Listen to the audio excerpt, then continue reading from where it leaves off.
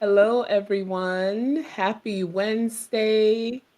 Happy Wednesday. Good morning, good afternoon, depending on your time zone. We are live. We're here at Career Journeys with Coach Stella. I am your host, Coach Stella, on with the fabulous Dr. J. Nicole. I am so excited to dive into this career journey. This is a big full circle moment for me. I don't know if Dr. J, you're having the same one as well right now, but I'm so excited to talk with you today. How are you? I'm so good, Stella. Thank you so much for being here. So, preparing for this, I started thinking about the Fab Five. So, you Same. want to tell the story, or you want me to tell the story? Listen, let's start. You'll tell the story because you are a great storyteller. But before we do that, I want to give you all the flowers right now Okay. because I think it will help with the context of where we've started and where we are now in our own career journey. So let me start with the introduction, okay? Okay. If you don't mind. Go right All ahead. right. So let me take the banner off. We all know what we're here today for. So this November, I am doing a special spotlight for those who are in the mental health wellness space. Not only talking through their career journeys, but also how they've gone through any healing while working scenarios and strategies that we have all experienced at some point in our professional careers. And so, without further ado, I would love to introduce to you today Dr. J. Nicole Simpson, who is a licensed therapist, entrepreneur, and host of the Rise and Thrive with Dr. J. Nicole podcast. As CEO of Evolve Therapy and Wellness, she helps individuals align mind, body, and spirit through faith, healing, and purpose driven living. Known for blending mental health expertise with spiritual wisdom, Dr. J. Nicole is passionate about helping people rise in faith and thrive in their purpose. Welcome to Career Journeys, Dr. J. Nicole. Thank you, Uh, and happy to be here. yes. All right. So, yes, please share our story. How did we connect and come together? Yes. So Coach Stella and I met in our very first full-time jobs. Had never met each other before, but that's just the way that God works when you have people just intersecting and coming from completely different backgrounds. So we both worked together as resident directors at a university in the DC metro area. And there was a group of us that started at the same time, and we called ourselves the Fab Five. That's the easy version of it, the simple version. But yeah, so I've known you then, Stella. Ooh, we are coming up on 20 years. We are. I was We're doing the coming up on math 20 this years. morning and I was in Yeah. denial. I was in denial for a second, but I was like, you know what? God is good. 2 decades. Come And you on. got the proof in your life where you see he's been working, that the 2 decades make sense. But I just think when we like look in the mirror, it's like, what? How? I was just okay. It really does feel like yesterday. And I have to just, before we dive in, this is honestly why one of the reasons why I created this platform. I wanted to give space for people to talk about their career journeys. And you are right. I think the Fab Five, that role straight out of grad school, Yeah. grown, thought we were grown. Oh, you're absolutely correct. But the number one thing from that is this was truly when we talk about the workplace and we talk about finding your community and your people, your tribe. Yeah. I mean, I took at the time, I'll speak for myself. I don't know if you feel the same. I took for granted Hmm. the community that we just organically formed as new staff, and then we had other staff. I mean, the onboarding experience and everything is as I do trainings today with companies, I Yeah. literally lean on things that were done for us and that we Hmm. did for one another in those 3 years. So Yeah. in the 3 years that you and I were together, I know I was one of the first ones to leave, but yeah. Yeah. I stayed in that role for wait, hold on, 4 years. And then I went over to the business school and career services. Yeah. Yes. I was still at the Yes. same institution. Mhm. All right. So let's dive in. Let's dive in. So I know I talked, gave your brief intro, but if you could just tell us a little bit more about yourself, your as it relates to your background, and anything that you think folks would be helpful for folks to know as you dive into your journey. Yeah. So I guess I'll start by saying, like, I come from very humble beginnings, a girl from the south side of Racine, Wisconsin. And for context, that's a little further southeast of Milwaukee, but north of Chicago, right? So we're right in between there. And so my home city was very much influenced by the culture of Chicago. So grew up in a single parent household initially. Um, my mother, she had issues with substance abuse. She's currently clean, 4 solid years clean and sober now. But her addiction led to me and my siblings being raised by family, which had a profound impact just on me and my desire for education and to live a completely different life. As much as I could be. And so I knew at an early age that education would be the vehicle to transform my life. And God was an influence for me. I don't know why I was like 5 years old, wanting to go to church, asking to go to church. So those beginnings with faith, but I didn't have it easy. But what was beautiful is I was raised by my great aunt, and with her, I got stability. And that's where I was able to strive academically and, get through K through 12. There were some bumps in the road, just that things that challenges that no one could have foreseen. And, once I got to college, I started getting involved as a student leader. I did almost every student leader position you could do, aside from being an orientation leader, which led me into a career in higher ed and then ultimately to crossing paths with you professionally. So, yeah, that's the quick where that started. But while in that resident director role, I found myself doing so much counseling, coaching, and that I'm like, I need to get paid for this. So, I had to take some time to reflect to see what that looked like. I knew I wanted to get a PhD. I applied to a PhD program, initially did not get accepted. And so that's how I ended up in that career services role because I went ahead and launched a full job search. And I had so many applicable skills that carried over into that. And I had also done an internship while in grad school that focused in career services that also helped prepare me for that. And so while in that role, I was just trying to figure it out. Like I literally remember being in my office talking to God, like, God, what's next? Because I could feel that this wasn't a space that I was supposed to be. It wasn't the soil where I was supposed to plant roots. And what I've learned is that God will make you uncomfortable in places he doesn't intend for you to stay. That was a place for me to get more skills so that I can move on to the next. It was just part of the journey on the path to purpose. And so that led me into looking into programs for mental health. I didn't know if I was going to do counseling psychology. I didn't know social work was even an option for mental health. It was actually Shamika came into my office and she was talking to me and I was telling her about programs and she's like, actually, my therapist, she got a master's in social work. I was like, really? And so anyone that knows me in grad school, like at U of A, they knew I wanted to move to DC and work at Howard University. Okay, like you could ask anybody from that time. Jeannie's gonna go work at Howard University.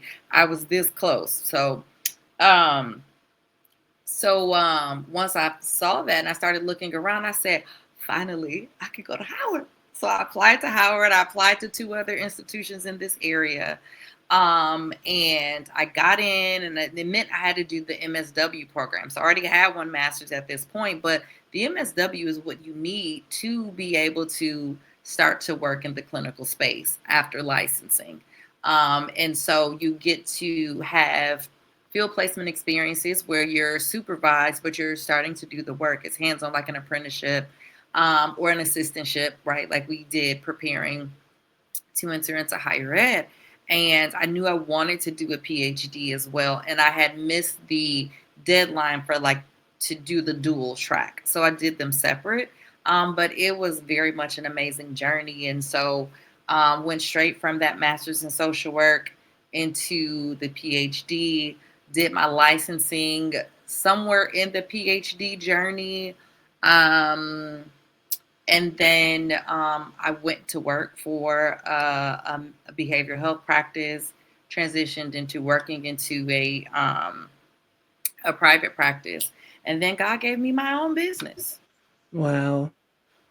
Wow.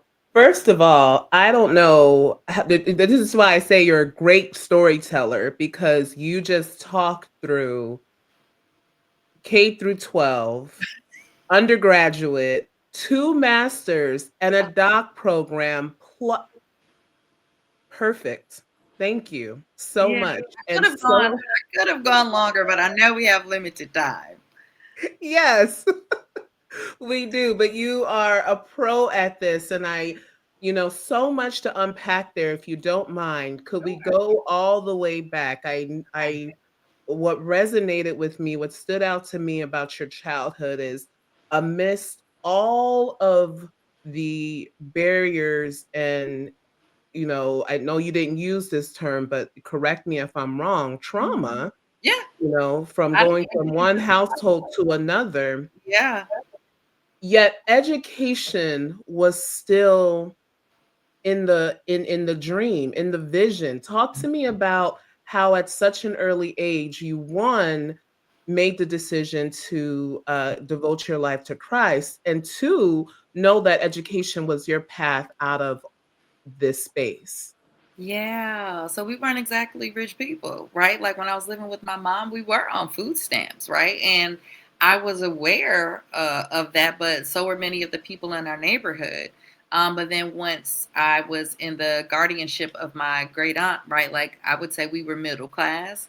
Um, but getting I didn't okay, so here's I'm gonna tell the story. I think I may have shared this like one other time. So I got to school, I missed a lot of school with my mom. I was in kindergarten with her. I missed a lot of school. I didn't know I was behind when I got to first grade. It wasn't until I found a report card that said I struggled with reading in first grade. My aunt never told me that. But I always liked school. I liked people. Like I loved when the book fairs used to travel and like come to the school. So I liked reading, but I was just behind because of the gaps that I had from missing school in kindergarten. But that was the last time anything was ever on my report card that said anything like that. Like my brother would tell you, if he was told to help me with homework or anything, he said, Jeannie, I would teach you one time and you would get it. I would never have to teach you again. So that was something that God gave me. I enjoyed school. Then I started seeing the grades. I was on honor roll and I enjoyed it. And then growing up in the 90s where a mind is a terrible thing to waste. The commercials were working. That was actually really good, like programming and seed planting and just being affirmed through what I was watching on TV, seeing, like Moesha and her friends be at school and then just like other things. The TV began to be flooded with more images. Of course, the Cosby's, a different world. And I just would look at the TV and it was like I was there, like I was seeing my life. And that's what I knew I wanted to do. It was just like these are my people. It's how I felt without knowing that that's what was happening and just taking that in. And it really does speak to like visualizing, being able to see yourself. And I was the first in my family to go to college. So I'm first generation, college student. I have some cousins who have since they're not immediate cousins, but like our family, we're tight, but it's like multiple generations in there. So there are other people with education, but like no one from my grandmother's down had gone to college. Mhm. And one thing about my aunt, she didn't play about school and she did not play about church. So that meant every Sunday morning for Sunday school, the church band picked us up. We stayed there for the main service. We got dropped back off because she'd go sometimes, but not all the time. Then we'd go back again for the 6 p.m. evening service. On Wednesday, we were in Bible study. Some Fridays or Saturdays, if we did youth things, we were there for that. And then I even joined a we had like a chorus, a choir for teens. So I even joined that at some point. So I was just spending so much time like doing church things, but I wanted to be like everybody else and go skating on Wednesday at Skate Town. But I had to go to church. And so, that was normal. And I always believed in God. And I can't remember who or what planted the earliest roots. I mean, my mom taught us how to pray. I think I can say that. And then I finally got baptized when I was 11.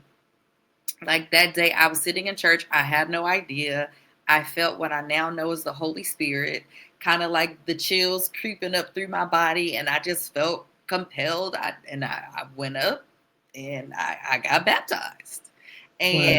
And so faith has always been important to me, even though through once I got to college, transportation, trying to get to and from church, I fell off, right? And then we didn't have online church that you could just like hop on and stream and watch. So it was a journey to get back consistent, but like God was always there the entire time, always covering me. The Holy Spirit gave me confirmation with so many different decisions that I made throughout my life. And like, even though I may have strayed at times, or maybe I was living and trying to figure this thing out, God never took his hands off me.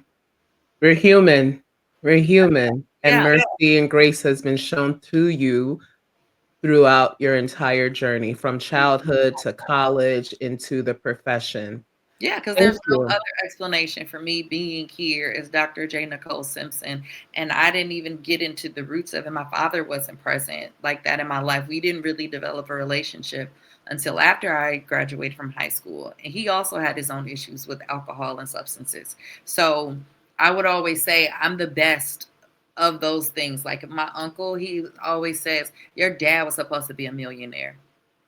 You're like with his intelligence, he's like, you and your sisters, y'all are supposed to be millionaires. And I'm like, I believe you, Unc.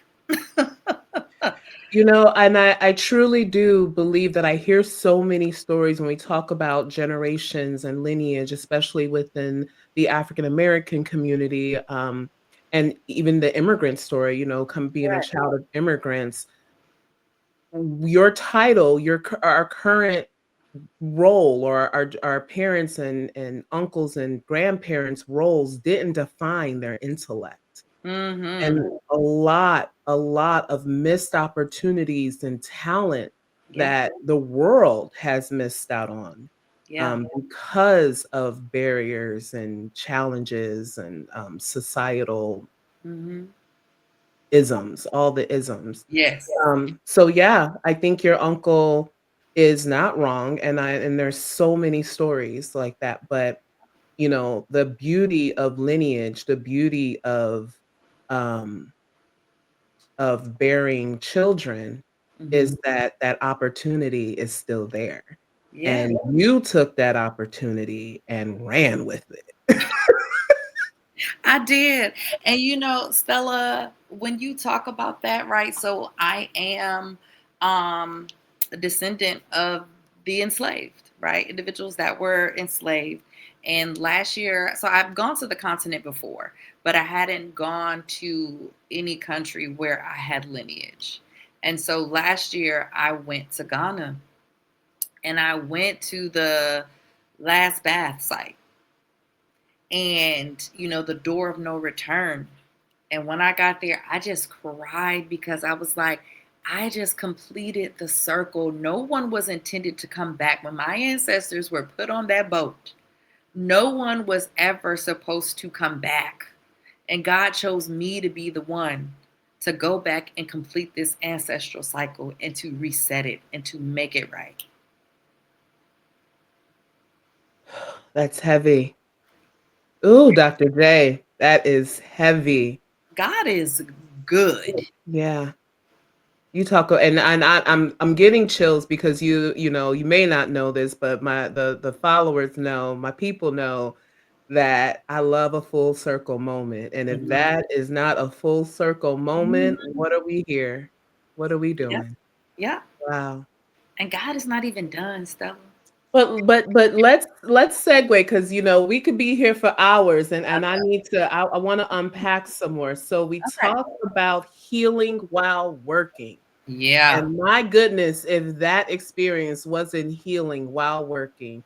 Um, so thinking about that experience and maybe some others, can Mhm. you talk about a time where you found yourself grieving or healing or just simply running on empty, but still having to show up to work?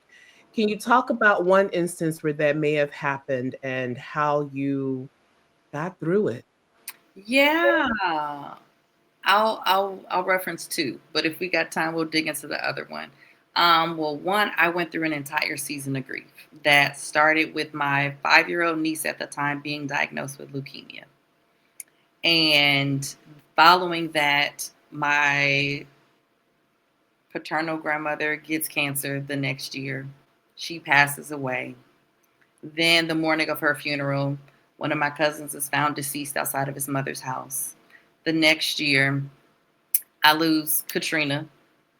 Then the next year, I lose two younger cousins. And then the next year, I lose my great aunt that raised me. So I went through, and there's probably other small, not smaller, but other things that weren't major deaths or cancer. Oh, one of my uncles, he had cancer, but he was able to get treatment. And he's still with us. So going through that, I was literally getting dragged. That was at the end of my master's, that MSW program, and then it trickled over into my PhD. And that was multiple years. So this is 2014 to 2019 that I was functioning like a functioning depressed, high functioning depression essentially is what I was operating in. But I was also used to being in survival mode, right? Because I didn't have this stable beginning, right? Like I've been taking care of myself my entire life. But as I got closer to the end, there was a point in the doctoral program where, and now notice I told you, education was my vehicle. So school has always been my jam. If I can't do nothing else, I'm gonna school. Well, the grief and how grief shows up and it takes your energy, your concentration, your motivation, all of these things that it can take from you or impair. I was experiencing that and I knew there was too much happen. Like it was happening and I had to have these conversations and with women that I respect and admire so much. My advisor, academic advisor, was the dean of the School of Social Work. So to have to tell her, I think I need to drop a class and slow down, I was terrified. I was like, they're gonna be done with me. Then the doctoral program director, also another strong, dynamic woman, Dr. Patricia Ben Goodley. I told her as well, and then I had to talk to the professor, the social work. She's one of the pillars of the profession, Dr. Ruby Gordine. She's no longer with us, but I had to tell her that I had to drop her class to take it next year because it was really at that point where if I didn't slow down, I was going to crash out academically. And you cannot get C's in a PhD program and definitely not in a core course. So I had to really humble myself to do that and slow down, which put me on a slower track. And that also started to show up in the relationship that I was in. So that's the second part, right? So I was dating, I ended up meeting a man during that journey. We got married, engaged, moved in together, married, all the stuff. He was also working on a doctorate. But before I fully completed my doctoral journey, separation happened just as I was getting ready to dissertate. It's October 2023. My clock ended December 2023. Everything blew up on October 2nd. So I dissertated under duress. I had to move from a different state back here to Maryland, humbly living in my friend's basement, trying to figure it out, continuing to work and support, my clients. And thank God that he gave me that I'm in purpose, that I had it for my clients. But when my work days were over, I was done. right? And then had to muster up what I could to finish the dissertation. But thank God for strong women, because my dean, Dr. She's forever my dean. Dr. Sandra Edmonds Crew, she got me through because it had got to a point and I was like, Jeannie, you cannot pull this off on your own. So I had to call her and tell her I need help. And she was like, this is what we're going to do. Bah, bah, bah, bah, bah, bah, bah, bah. Had that plan together and that's what happened. That's what rolled. I got through it. But, you know, getting through that, then actually completing the divorce process and having to restart my life because I left with like a suitcase and dogs, Mhm. my two dogs. I didn't know I was leaving when I left. So this put me on this really deep journey of just being by myself, really getting in touch with and in tune with God and asking God to show me, how did I get here? Not how did I get here with judgment. I really wanted to understand. And God unfolded and showed me my journey, the things that I took in, the things that were said, some of those things that were passed down intergenerationally that, you know, were meant to make me strong, but they had left wounds. And so it was a whole identity shift that had to happen. I had to wipe out that old identity because the old identity allowed me to be in that relationship, in that marriage where I wasn't being treated as I should.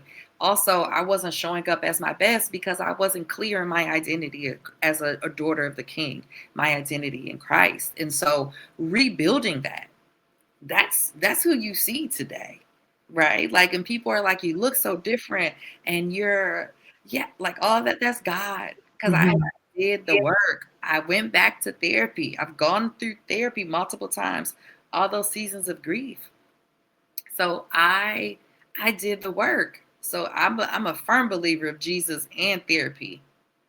Firm believer, because I've done therapy before, but I didn't bring God in. I didn't bring Jesus in, the Holy Spirit in the way that I did this time. And this is Mhm. why you're seeing a completely different version and outcome of me, because anyone else, they would have crumbled, Yeah. been in the rubble. Yeah. You Mhm. know, when we you talked about it earlier, you said you were in survival mode, Yeah. and we'll be so surprised how far down we can go and we can operate in survival mode. We are surprised how far and how long we can go as high functionally depressed individuals. Oh yeah. Um, and so, thank you, one, for sharing that and expanding upon.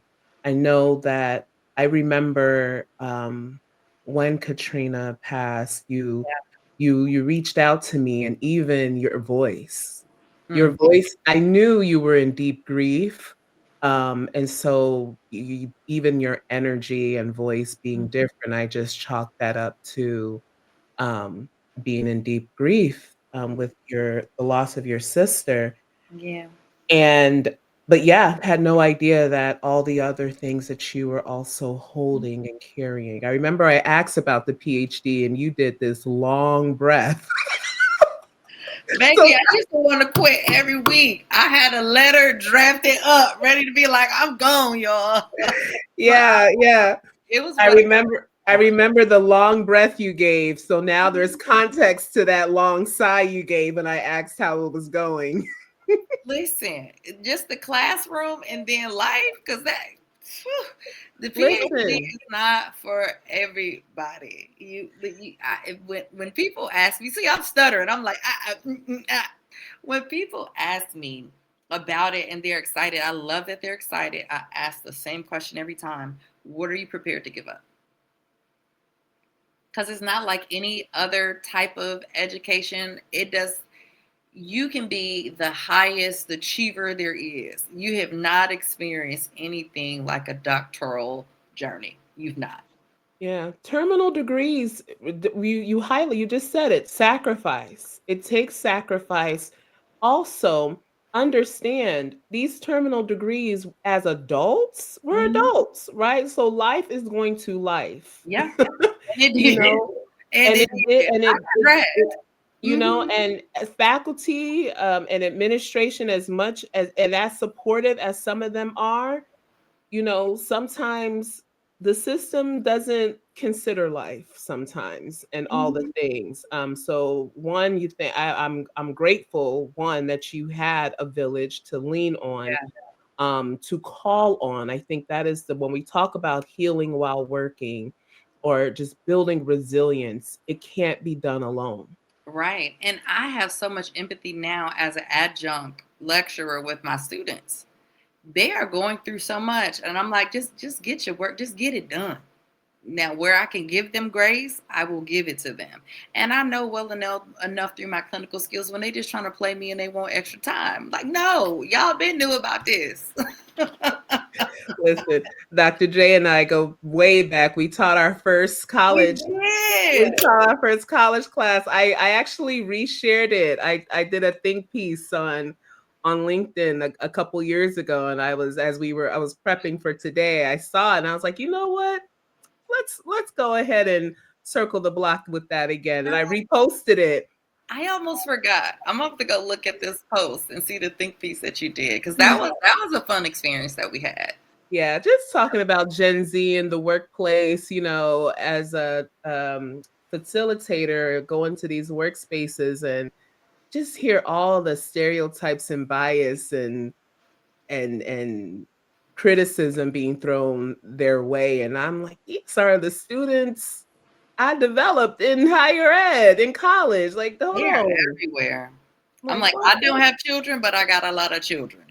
Yeah. I'm like, Yeah, every generation has their stuff. But I think Gen Z I'm hearing a lot more about it. And I yeah. think um, I think they deserve to just not experience that. They deserve, to be understood, to be heard, because that's all that we all want in the Yeah, workplace, to be seen, valued, and heard. And when life happens, we need a space in the workplace to just be able, whether it's a person or a space, to just be able to say, this is what I got going on. Not that you're looking for any handouts but just to be seen, valued, and heard, that goes so much, especially when you're going through absolutely. a lot outside the workplace. Yeah. We definitely have to create those Uh, safe spaces so for people. Yeah, so talk about the importance of that, creating safe spaces at work. And also, as a therapist, what would you say? So, two-part question. Mhm. The importance of creating that safe space at work. And then, what are some everyday daily habits that Yeah. an individual can do to feel grounded while healing while working? These are perfect questions. I literally just did a wellness presentation for a corporate wellness presentation annually. Mental health related like time off costs employers about $42 billion. 42 billion, right? And so that alone, if that doesn't motivate people to make changes in the workplace, to make room for mental wellness, incorporating that as a part of the company culture, then that could look like allowing them to take mental health days, right? Like, and just that is a thing. I believe that is a thing. It is a part of wellness. And for so long with stigma, that has gotten in the way. And so people, they don't want to be looked upon a certain way or feel like they have to disclose certain things. Um, in the workplace, or that's going to jeopardize their performance, their promotion, and raises and things of that nature. So we need to make room for it because we see it on people all of the time. It's just that some behaviors have become acceptable, some of that irritability, those toxic behaviors in the workplace, and we just think that they're intense. And a lot of people are showing up with anxiety, and anxiety can show up as irritability. It can show up as, well, obviously burnout is a big part of that, right? Like, and that's a symptom. When burnout goes unchecked, you can have people that are high functioning depressive. You can have people that are operating with anxiety. And then we also have to consider neurodivergence in the workplace as well, and how that shows up and what that looks like with burnout. So it's critical to the success of the team, to the efficacy of the work, and just whatever the mission is of that organization, that company, it's going to impact your bottom line and whoever your target audience is. So, creating that safe space means that you're going to save money, possibly even make more money, and your client or your target audience is going to be more happy. So, there's huge benefit whether you're in mental health, you're in education, you're in corporate, you're a nonprofit. It's all the same. We have to create spaces for people to be their best. And something that I learned this very early is being a resident director with you, Stella, when we would do the one-on-ones with our RAs, we were really creating a format for them, how to be safe in the workplace, to feel seen, heard, understood, as well as valued. And I would ask them, but how are you? Like, what's happening in your life? Because if something is happening over there, you're not going to be able to perform well over here. So it's important for me to know, because it's all connected. You live here, you go to school here, you work here. We need to know all those things. Um, I wanted to go to the practical, but you go ahead. No, go ahead. I was just going to say, real quick, I was going to co-sign with what you said about, how we did our one-on-ones. I Mhm. remember a lot of student employees will come in ready to go to task. I'm like, hold on, foundation, let's check in. How are you? How are classes going? Yep. And then we can get into the business, not knowing that, in professionally, and so they go that's why I said, Gen Z gets a bad rap because this is we modeled the way for them. And Yeah. guess what? They went into their workplaces requesting one-on-ones and starting with themselves. How am I doing? Because if I don't show up, guess Mhm. what? The work gets Yep. impacted. Yep. So, yes, thank you for highlighting that. Now let's move on to tactics. Yeah. So, well, one, I think therapy is good for everyone because we have a lot of lived experience that we're towing with us. Some of us might have a trailer hitch on the back of stuff to unpack, and that's real. And sometimes, we don't realize it, but just getting through. There's so much happening in this world right now. Like, it just is beneficial to have someone to talk to unpack it. So if you're not able to, go to therapy, don't have access, find a safe person that you can speak with, that you can confide in.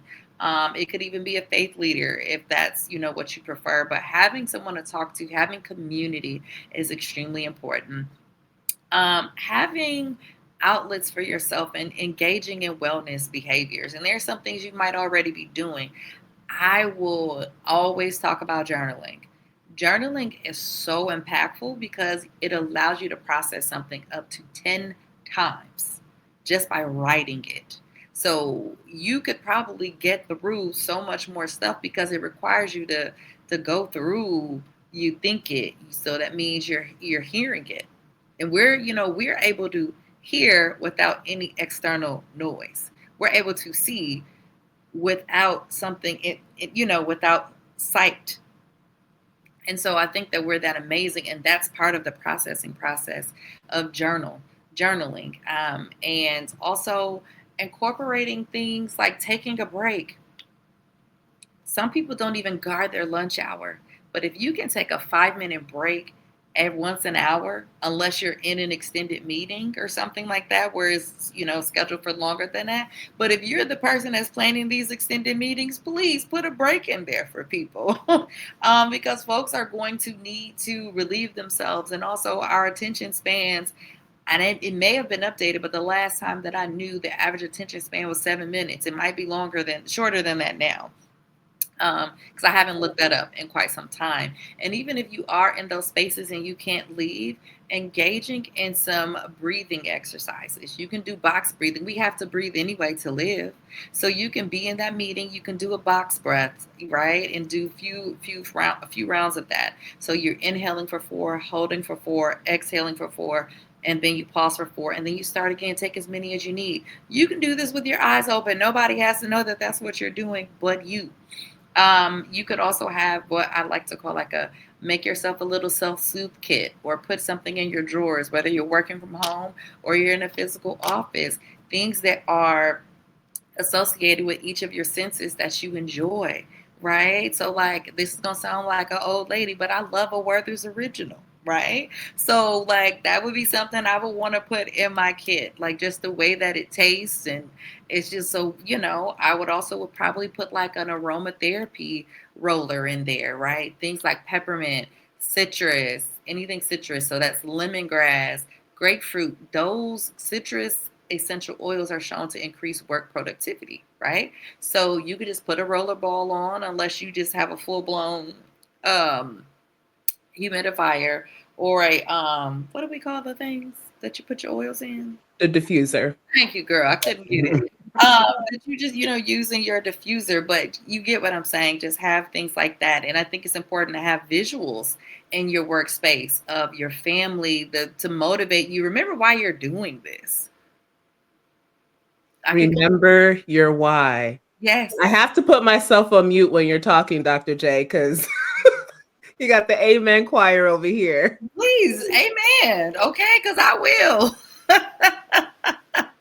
You don't have to be silenced. Come on, Thank you. Thank you for sharing those tactics. And I love how inclusive those tactics are because you're hitting at every senses. mm-hmm.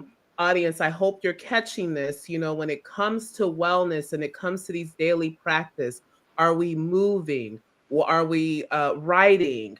What are we smelling? What are we taking in? Are we resting our bodies, our temples? Thank you for giving those tactics. And the number one thing is to know that you cannot and should not go through any of this alone. The Yes, importance of finding community in the workplace, the importance of finding friends in the workplace. A lot of folks go in, and I'll folks, don't want to speak for the culture, but as Black folks, we're quick to say, "Well, I'm just going to work. These aren't my friends. I'm yeah, just going to work, and life begins after work." yeah, I'm here to tell you 2 decades in, that's not the case. We're spending 40 up to 80 hours in in a some life. places. We can't do it alone. We can't live in a vacuum. We have to go out there and find folks. It may not be in your department, but could it be in your division? Could it be within the whole org? Could it be a professional organization? There's a professional organization for everything, everywhere. So finding community and incorporating these daily practices and Mhm. to, you're of woman of faith. So I always say, and I'm also a woman of faith, I often say as I'm going through things, God may have I'm here, and if God said that I'm to do it, at least he's given me the tools and setting me up to get through it. I just have Absolutely. to not go so far down this rabbit hole of the valley to be able to see. And sometimes I need to be able to depend on other people to shine that light so I can find my way back. Yeah. And a big part of that too, Stella, is you have to be okay not knowing what the next step is, but knowing, like you said, if he brought you to it, is if he's giving you the vision, if he's gonna give you provision to get through it, to get to whatever it is he's calling you to do. Absolutely.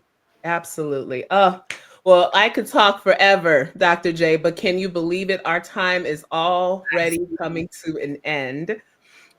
Before we go, though, two things. Would love for folks to be able to connect with you. Can you please share how folks will be able to get in touch, stay in touch with you? Absolutely. So, if anyone is in the Maryland area, is in the market for a therapist, you can go to www.evolvewithdrjnicole.com. From there, you'll be able to see the services that are offered. I also have a podcast. Episodes drop every Tuesday morning. It's Rise and Thrive with Dr. J. Nicole. You can watch on YouTube, but it's also on Apple, Spotify, iHeartRadio, Pandora, all of Amazon Music, pretty much everywhere people are taking podcasts. You can find it there. On socials, you can find me on TikTok at Evolve with Dr. J. Nicole. Same with Instagram, Evolve with Dr. J. Nicole. And then the podcast, Rise and Thrive with Dr. J. Nicole on Instagram. I'm also on Oh, LinkedIn. All modalities, everyone, all modalities. And I highly, highly recommend this podcast. If you are going through it, if you are in the whatever space you're in, whatever barriers you may be experiencing, I guarantee you the Rise and Thrive with Dr. J. Nicole podcast will be your saving grace. If you are experiencing a layoff, if you have experienced any type of trauma and still need to show up and perform, this podcast, add this to your toolkit. Yeah, So, we cover every subject of life. From week to week, I have different guests on there sharing their experiences, their triumphs. So it's not just me talking at you. It's really engaging a dynamic conversation that allow people to feel seen, heard, understood, and valued. And I was reminded by my sister, for some people, that may be the closest that they get to having therapy by listening to those conversations. So I don't take that lightly at all. 100% agree. All right. So, I love to end all my shows with a lightning round of questions to All kind of right. get folks out. All right. So, top of mind thinking, don't think too hard. You ready? Okay. All right. What is a morning ritual you try not to break? Spending time with God. I open the Bible app first thing in the morning. Mm, love that. A book that has made a huge impact or that you keep coming back to? I mean, the obvious would be the Bible. But another one is Lying Down with Lions. It was written by former Congressman and Mayor of California, Ron Dellums, a political social worker. Mhm. All right. What's one song that automatically shifts your mood when you hear it? Optimistic by Sounds of Blackness. Yes. Oh, you are a 90s child through and through. And And you I must highlight, you were dropping so many gems. I'm like, I can't. But we don't talk enough about the Black Revolution or Renaissance of the 90s and how Cosby Show, Moesha, Yes, Girlfriends, it was about Living Single. I mean, your hair is the 90s with the flip. Listen, come on. and the swoop. Can't forget the swoop. I just went to the Brandy Monica concert a couple weeks ago. When I tell Mhm. you my whole childhood flashback. So, Yes. child, we don't talk about the impact of television Yes. had on us in the 90s as kids. Absolutely. All right. Last question. Complete this sentence. Lately, I'm learning to. Now, see, that one's hot. Flow, Ooh, flow. Just go with the ease of it. Like my flight got canceled coming back from Atlanta. Everyone that I was just texting, they were like, "Oh my god!" Da, da, da." I'm like, "It's fine. I'm just gonna go to my cousin's house. I'll rebook. I'll figure it out." And it was fine. But just yeah, protecting the energy. That flow allows you to protect energy. love it. Dr. J. Nicole, thank you so much for joining us today. Everyone, thank you for tuning in. You can catch the replay live at Coach Stella on my YouTube channel.